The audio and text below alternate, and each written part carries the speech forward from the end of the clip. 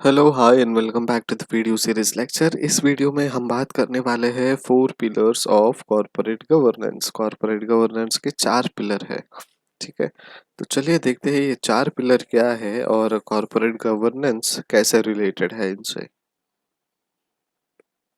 अगर आपने video subscribe नहीं किया है तो सब्सक्राइब कीजिए और चैनल सब्सक्राइब करने के बाद बेल आइकन पे क्लिक कीजिए। Four pillars of corporate governance: accountability, fairness, transparency and independence. जब हम कॉर्पोरेट गवर्नेंस की बात करते हैं तो ये चार चीज होना जरूरी है। These are equivalent to your principles, rules और मॉरल एथिक्स। अगर आप बोलोगे हमें कॉर्पोरेट गवर्नेंस करना है या फिर एक पॉलिटिकल गवर्नेंस करना है या फिर फैमिली गवर्नेंस करना है, सोशल गवर्नेंस करना है, तो जो भी गवर्नेंस आप करोगे उसके चार पिलर है। ठीक है, और ये चारों पिलर के कुछ इम्पोर्टेंसेस है। अकाउंटेबिलिटी में हम अकाउंटिंग करते हैं, क्या सही क्या नहीं। अकाउंटेबिलिटी में हम फाइनेंशियल अकाउंटिंग नहीं ज़्यादा देखते, बट अकाउंटेबिलिटी का मतलब है ये कंसिडर होना बेसिकली। फेयरनेस आप सभी को पता है, honest and fair, truth and fair, जो भी फेयर है, जो सही है वही हम करते हैं कॉर्पोरेट गवर्नेंस में। Then transparency,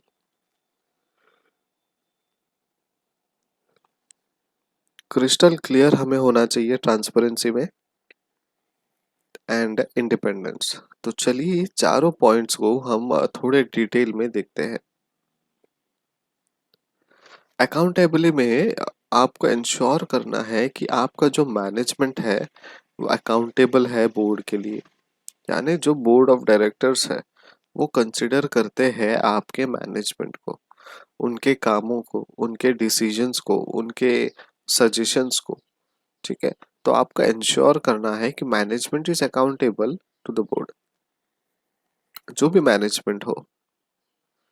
then ensure that board is accountable to shareholders। shareholders में ने भी बोर्ड को अकाउंटेबल रखना चाहिए, यानी कंसिडर करना चाहिए। बोर्ड के जो भी डिसीजंस है शेयर होल्डर्स उन पर ध्यान देने चाहिए। डिसीजन सही है, डिसीजन गलत है, डिसीजन अच्छा है, डिसीजन बुरा है, जो भी डिसीजन है वो बोर्ड ऑफ डायरेक्टर्स का शेयर होल्डर्स ने उन्हें अकाउंटेबल करना चाहिए, कंसिडर करना चाहिए। Fairness, protect shareholders right. एक बहुत अच्छी चीज क्या है मालूम है, जब तक आपके शेयर होल्डर्स आपके साथ है तब तक आपका कंपनी आगे बहुत स्मूथली रन करते जाएगा। लेकिन जिस वक्त ये शेयर होल्डर्स के नंबर्स, ठीक है, धीरे धीरे धीरे घटते जाएंगे, दैट मीन्स कहीं ना कहीं बिजनेस में कुछ ना कुछ प्रॉब्लम है। और जब आप कॉर्पोरेट गवर्नेंस की बात करते हो और उसमें फेयरनेस की बात करते हो, फेयरनेस मतलब जो हकीकत है वो हकीकत बताना, दिखाना। We are fair, we are truth. ठीक है, हम बहुत हॉनेस्ट हैं, हम जो भी काम करते हैं एकदम फेयरली करते हैं, कोई गलत नहीं करते। So we must protect shareholders right. Treat all shareholders including minorities equitably. जो भी शेयर होल्डर्स हो, देखिए अगर एक शेयर होल्डर है जो 2 लाख शेयर्स होल्ड करते हैं और दूसरा कोई शेयर होल्डर है वो 100 शेयर होल्ड करते हैं, तो कंपनी के सामने दोनों इक्वल होने चाहिए, दोनों सेम होने चाहिए, सिमिलर होने चाहिए, अलग अलग नहीं होने चाहिए। क्योंकि दोनों ही शेयर होल्डर है, चाहे उनके नंबर ऑफ शेयर्स या फिर होल्डिंग पैटर्न, होल्डिंग परसेंटेज कितना भी हो, दोनों शेयर होल्डर्स है। अगर उनके पास एक शेयर्स है तो भी वो शेयर होल्डर्स है, और उनका जो ट्रीटमेंट होना चाहिए वो इक्विटेबली होना चाहिए, इक्वल होना चाहिए। अगर आप 2 लाख वाले शेयर्स को, शेयर होल्डर्स को ऑफिस में बुला के कॉफी पिलाते हो, तो 1 रुपए वाले शेयर को भी या फिर एक शेयर होल्ड करने वाले को भी ऑफिस में बुला के चाय पीना चाहिए। तभी तो जाके इक्विटेबल दिखेगा, इक्वल स्टेटस दिखेगा, इक्वल उनको दर्जा मिलेगा। Provide effective redress for violence. अगर वायलेंस होता है, अगर कॉन्फ्लिक्ट्स होते हैं, प्रॉपर रिड्रेसल उन्हें मिलना चाहिए। ठीक है, so effective redress of for violence is important.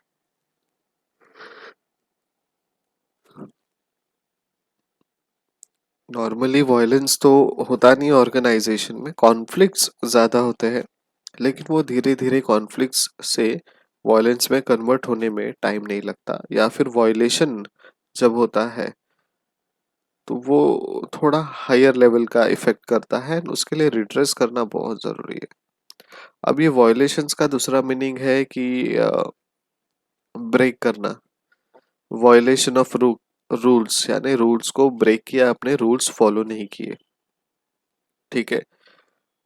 और आपको जो भी पॉलिसीज दिए थे, जो भी प्रिंसिपल्स बताए थे, आपने उसका वॉयलेशन किया। तो जब ऑर्गेनाइजेशन कुछ रूल्स एंड रेगुलेशंस को वॉयलेट करती है, कुछ रूल्स एंड रेगुलेशंस को फॉलो नहीं करती,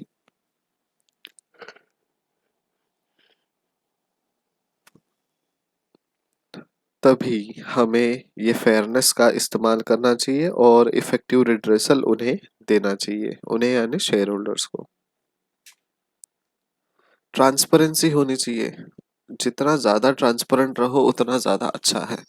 So ensure timely, accurate disclosure on all material matters, including the financial situation, performance, ownership and corporate governance.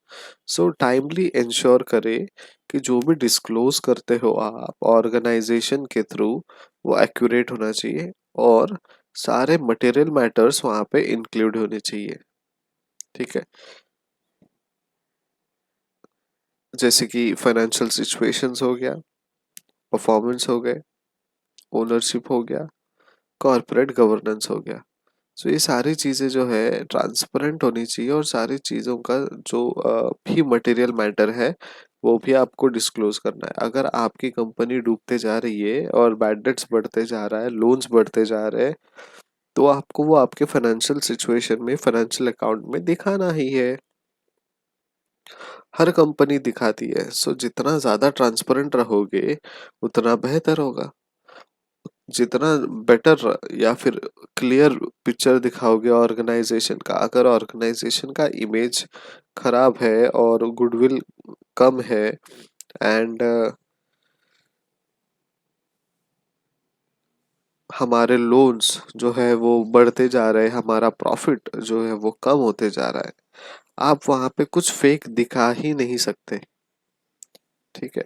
आपको फेकनेस रखना ही नहीं है। क्यों?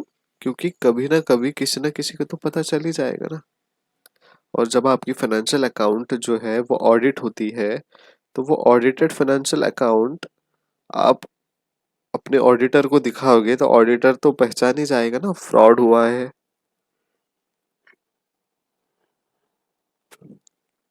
शेयर होल्डर्स को कुछ बताया नहीं है,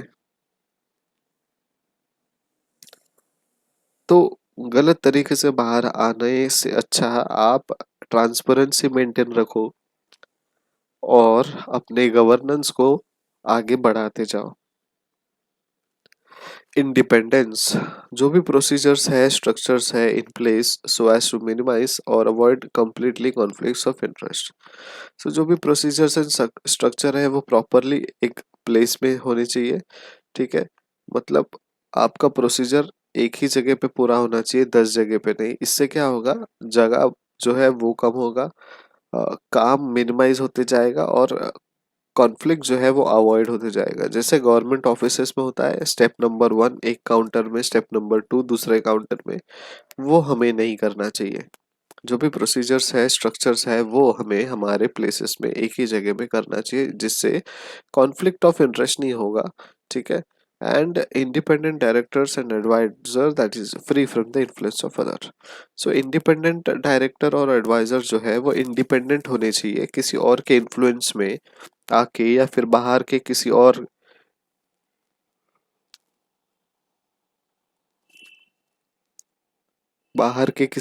व्यक्ति के इन्फ्लुएंस में आके वो अपने डिसीजंस बदलने नहीं चाहिए। सो इंडिपेंडेंस होना चाहिए, और यही जो चीज़ें हैं हमारे पिलर्स में आते हैं। Thank you so much for watching. अगर आपको वीडियो अच्छा लग रहा है तो लाइक कीजिए, कमेंट कीजिए, शेयर कीजिए, सब्सक्राइब कीजिए। आपने अगर सब्सक्राइब किया है तो अपने 2 दोस्तों को कहिए कि सब्सक्राइब करें। Turn on to bell icon for notifications. Thank you so much. Keep studying. Bye bye.